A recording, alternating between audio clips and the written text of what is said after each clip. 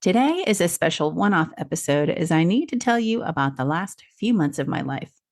Because between July and September, myself and a few others mystery shopped 281 real estate agents across 26 cities pretending to be a homebuyer. We asked them about commissions, their contracts, and other things that most new homebuyers might think to ask. And what they told us, we need to talk. Welcome to the Real Estate Replay, the podcast that says what everyone else in the real estate industry is too scared to say out loud. I'm your host, Wendy Gilch, and this season we're tackling real issues impacting home buyers and sellers. You know, the ones most real estate companies are too afraid to talk about. Hidden fees, we're exposing them. Shady practices, we're calling them out. And those broken parts of the industry, consider them on blast. Because while everyone else is playing it safe with their polished marketing and sanitized advice, we're here asking the questions that make people squirm. This is real talk for home buyers, home sellers, or anyone tired of being kept in the dark about how this game really works. The Real Estate Replay is brought to you by Housing Rebel because sometimes you need to break the rules to get it right. Let's get into it. Okay, so let's back this up a little bit. In March 2024, the National Association of Realtors settled two massive class action lawsuits. The whole thing was supposed to finally, and I say that loosely, introduce some actual price competition into real estate commissions. And the settlement really had three big things happening. Number one, MLSs can't require sellers to post buyer agent compensation offers anymore. And it's worth mentioning that the DOJ through this entire time period also said they want a complete decoupling of commissions, meaning there are no upfront offers to even be posted. When a seller lists their home, they want who pays what to the buyer agent to be completely negotiable, because it really wasn't before. And surprisingly, in some cities, it still seems to be like this. Second, they wanted buyers to sign a contract with their agent before showing homes. And third was the enforcement of these rules, which in my personal opinion is rather lackluster, almost a joke. The National Association of Realtors put the enforcement on the MLS groups, in which some of these groups are tiny. They have a staff of like 4 people and very little funding. They then went out and put out this cheeky little video from their president saying they can't put offers of compensation on the MLS anymore. Side note, even though a few still did and put it in private remarks, and then went on to say that realtors will figure it out because they're super crafty. And if compensation is offered ahead of time, they'll find a way to figure it out. Now, to our knowledge, some letters went out to some people post-settlement from the plaintiff lawyers asking questions to make sure people are, quote, following the rules. But to our understanding, no one has been kicked out of the settlement or really held accountable. Even the MLSs that were still sharing commission sharing websites and private remarks, which I know the plaintiff attorneys know about, are still just going about their day. I could go on, but you get the drift. The big rules were made with very little teeth behind it. Now, post-settlement, everyone made predictions. The industry whispered that rates might go up. Advocates like myself said that commission rates would drop. Some economists were out there saying some off-the-wall things like, hey, rates could drop by half if we did it right. And while some agents took the lead and completely stopped putting offers of compensation in their listing contracts, others followed along with the, quote, lawsuit was bullshit group, as some big real estate coaches claimed, and continued with their standard practices and, dare we say, standard fees. So it shouldn't be that surprising that reports said commissions haven't changed much. But those surveys are usually sent to hundreds of thousands of agents with very minimal response. So how do we find out what consumers are being told about commissions and what are agents actually charging? To find this out, myself, along with Stephen Brobeck, became mystery shoppers. We called the most active agents from major brokerages in 26 cities.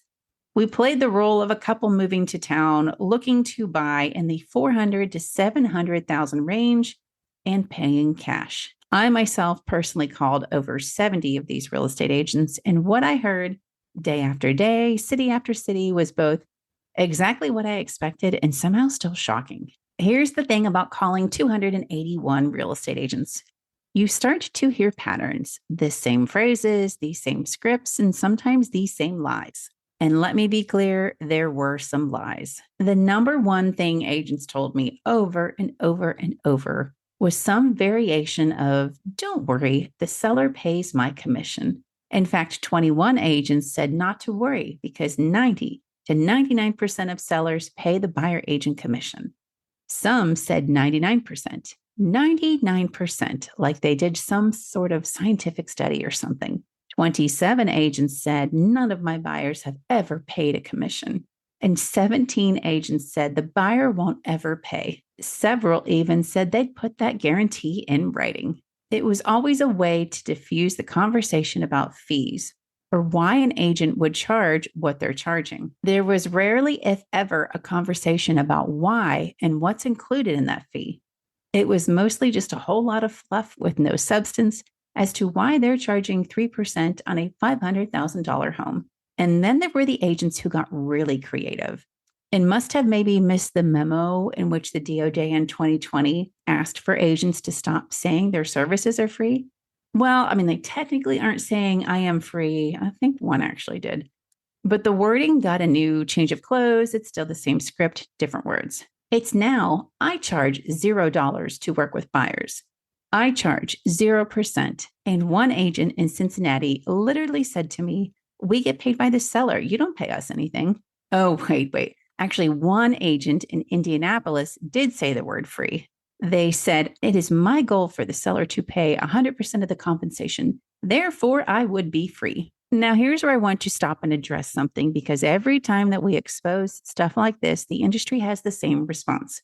Oh, that's just one bad agent. That's not a representative of everybody. But is it really just one bad agent? And just how much damage could one bad agent or three cause? Let me tell you about Cincinnati, Ohio. And of the agents I spoke with, 3 buyer agents in particular worked in a specific area that I said I was interested in buying in. All 3 agents were from different brokerages. 2 were big major ones, and 1 was more local, but still pretty big in that area. The first agent told me, we get paid by the seller. You don't pay us anything. And in the past year, that agent has worked with about 110 home buyers and sellers. The second agent told me, the only fee on our end is a standard $350 fee. And if the seller refuses to pay us 3%, you don't pay us anything. In the past year, that agent has worked with about 50 home buyers and sellers. And then the third agent, she told me there are no upfront fees and her commission is paid from the purchase price at closing based on what the seller's offering. But she does have a flat fee I'd need to pay of $279. And that agent has worked with 30 home buyers and sellers in the past year. So let's do the math on that. That's about 175 consumers just from 3 agents in 1 year in one area in Cincinnati. All 3 of these agents gave me some version that alluded to, I'm free when it comes to commissions. So when the industry says it's just one bad apple, I want you to understand. In just that small slice of Cincinnati, I was looking at 175 people this year alone who were likely given misleading or outright false information about how their buyer agent is compensated. And just for like shits and giggles, it's worth noting that in the same city, one agent, when asked about their commission and negotiating it, told me that realtors earn every penny they get, and any agent that is too weak to stand up to you, meaning me, the customer, just shows you how they won't stand up for you in negotiation, which is not only like completely false, but totally pulled from a sales script book and like worded so badly. It was such a major turnoff, but I digress. Those are just the agents I happen to call. How many other agents in that area are saying similar things, and how many across the country? It doesn't feel like a few bad apples, but more like a growing orchard in my neighboring state of Ohio. Now let's get to the juicy part, and let me tell you about the rates these agents were quoting me. In our study, 95% of agents quoted between 2.5% and 3%. But the wild thing is that 3 times as many agents are charging 3% now compared to a study from 3 years ago. The settlement was supposed to introduce competition in an open market. And instead, some agents basically said, well, since buyers can negotiate now, I'm charging more as a risk premium. The uniformity was absolutely insane. In 8 cities, mostly major ones, 100% of the agents were quoted at exactly 3%. What a shocker. And across all 26 cities, 12 of them had at least 90% of agents charging the exact same rate. And in 16 cities, at least 80% charged the same rate. And hold on to your pants for this one, because when we would ask about it, several agents actually said the words industry standard or the standard rate. They said it out loud or even in writing. And when we did try to negotiate as a home buyer, like the settlement supposedly is supposed to help us do, I got hit with every excuse and every explanation as to why a seller should be offering compensation. If sellers don't offer a fee, it discourages buyer agents from showing a home.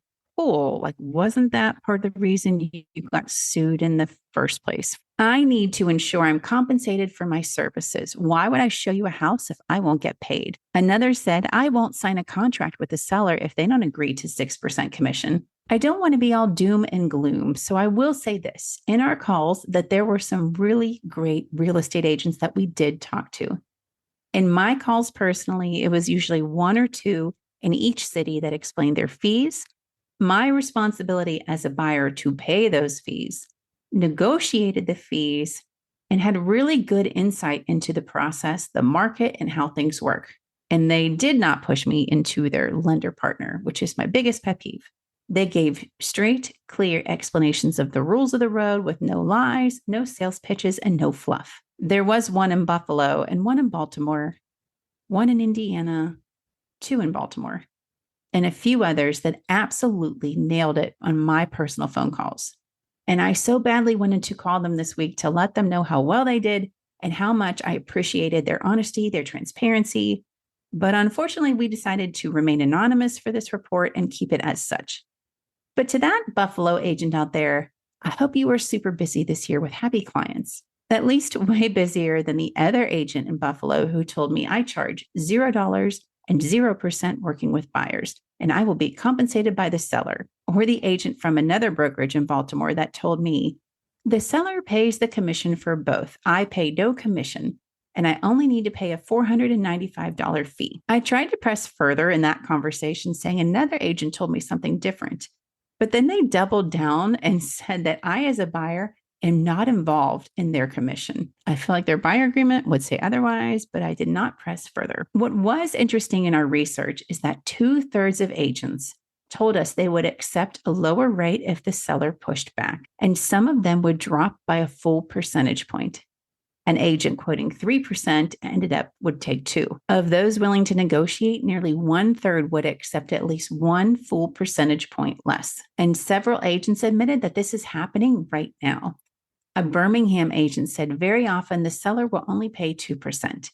And a Houston agent said half the sellers will negotiate after the offer. An Atlanta agent said more sellers aren't offering 3% anymore. But what surprised us was agent willingness to negotiate had nothing to do with their success. Brand new agents with barely any sales were just as likely to refuse to negotiate as veteran agents with 20 plus sales per year. That tells us that this isn't about individual agents making business decisions.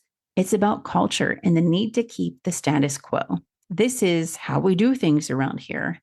And this is everyone protecting everyone else's rates. And on the contracts, we got mixed results. Almost half of the agents offered short-term agreements or said I could cancel at any time with no penalty. And that's reasonable. Even just to compensate them something for their time after showing you many homes is reasonable. But holding you to a contract for another 6 months when you hate working with them is not. But as we mentioned before, enforcement of the settlement seems a little hidden or at least non-existent. A lot of agents were straight up ignoring the settlement's requirements that I sign a contract before showing properties. Of the 95 agents who told us they wanted contracts signed, only 52% said upfront before any showings. Some said I only needed to sign before making an offer, and 5 agents said I'd never have to sign a contract at all. Yikes. One Sacramento agent summed it up perfectly, saying, no one's checking contracts to make sure they're signed. The settlement might have created rules, but it was backed by a flat pair of rundown dentures. it has no teeth. So here's my personal opinion after going through 281 agent interviews and hearing the same excuses over and over. The settlement removed some barriers to price competition, but it wasn't enough, and the industry found ways to keep things status quo. The goal should still be complete separation of commissions, clean, simple, and transparent. The negotiation of who pays what is between the sellers and buyers, not the agents setting offers up front.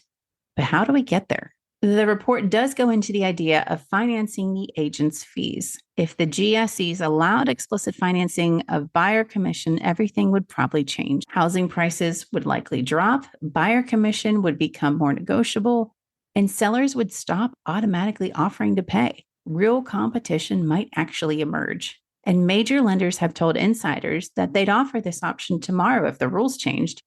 The barrier is purely regulatory. But with anything, there are pros and cons to this approach. But if a consumer isn't negotiating the buyer's agent fee now, I would think if they saw it as a line item on the loan estimate that said that $15,000 in agent fees paid out over 30 years is going to cost them $30,000, they might actually want to negotiate more. All right, so what's the practical advice based on what we learned from these calls? If you are buying, interview multiple agents and negotiate their commission. The less you ask the seller to cover for your agent fees, even in a buyer's market, can leave more room for other savings opportunities for yourself. If you're a buyer interviewing an agent and they say, "Don't worry, the seller pays my commission," push back. Ask what happens if the seller won't pay the full amount and see how uncomfortable the conversation then gets. Don't fall for the sales pitches or the number one agent status marketing. One agent actually told us he saves his clients more money than others, and that's why he charges 3% plus a $750 fee, but never gave us the data showing exactly how he saves them more money. Ask for a short-term agreement first, a week, hell, even one showing. Test drive the relationship.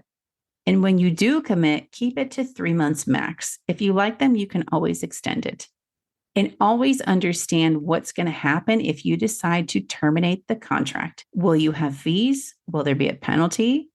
Will there be a 30 to 60-day window where they could still get commission off of you if you buy with someone else? You got to understand your contract. And if you are selling, know that most buyer agents will lower their commission if you push back. They just won't advertise it. Tell your listing agent that you are willing to negotiate buyer agent compensation, but you're not offering a specific amount upfront.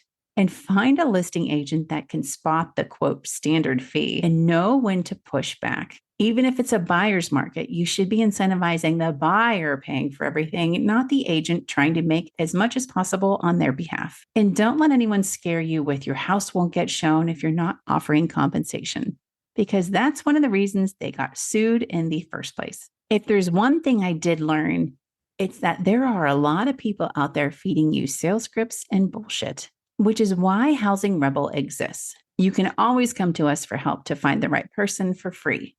Not like the industry word free, where they take a huge cut of the commission behind your back, but like actual free. We don't care how you buy or sell, and we want you to explore options. But if you go the agent route, we're here to help you navigate the amount of bullcrap that's about to be thrown your way and help you find the diamonds hidden in the rough. We spent a ton of time on this. We made 281 calls, actually way more than that because some people don't answer their phone, don't respond to emails, and do not call back. But in those 281 phone calls, we heard the same lines so many times, I actually started to predict them before the agents even said them. And here's what I know. Rates are the same, and the uniformity is as bad as ever. And agents are still telling buyers the seller pays. It's free, which violates not only the realtor code of ethics, but also everything the DOJ has been asking and saying since 2020. Now, this wasn't meant to be a gotcha report, but it was to understand what's really happening out there. You can read all the trade publications you want about commissions, but very few have actually listened to what consumers are being told in that one-on-one consultation. And the reason why I think it's important to point out these issues is that even just a few bad apples can create a whole orchard. In that one little suburb of Cincinnati, just 3 agents likely misled 175 consumers this year. Multiply that across the country, and that's the scale of the problem we're facing. The consistency in commission rates and the lack of following the settlement likely just shows a future of more litigation. But I hope this report helps you sellers and buyers out there understand the type of sales pitches and ridiculousness that's happening out there right now so you can avoid it. And for you listing agents out there that walked away from offering buy-side compensation, you did the right thing and you're likely saving yourself from future litigation. And the buyer's agents out there who are exploring lower fee models, setting fees based on the scale of the job and negotiating with clients, you're on the right path. But for those of you that told us you don't pay us anything, the seller does. Or better yet, we can sign for 2.5%, but if the seller offers 3%, I need you to sign something so I can accept more money. I wish you the best of luck in the future. You can find the full report at consumerpolicy.org, but we're also going to link it in the show notes for you so you can read it quickly yourself. Thanks for hanging out with me for this one-off episode, and we will be back next week with something scandalous, I'm sure. See you next Thursday. Boy, that doesn't sound right. Yeah, that doesn't sound appropriate. All right, have a good week. So that's it for this episode of the Real Estate Replay. But here's the thing. We know you have stories. The nightmare inspection that got swept under the rug, the agent who ghosted you at the worst possible moment, and the closing surprise that cost you thousands. Whatever shady, frustrating, or downright unbelievable thing that happened to you in the real estate world, we want to hear about it. Send us your stories at sellinglater.com, because the more we talk about what's really going on out there, the harder it gets for the industry to keep pretending that everything is absolutely fine. Until next time, stay sharp, ask questions, and don't let anyone tell you that's just how it's done. And if you're a provider in the industry who's totally over a bunch of the industry's BS, come join us at Housing Rebel. We'd love to have you. This has been the Real Estate Replay, brought to you by Housing Rebel by Selling Later.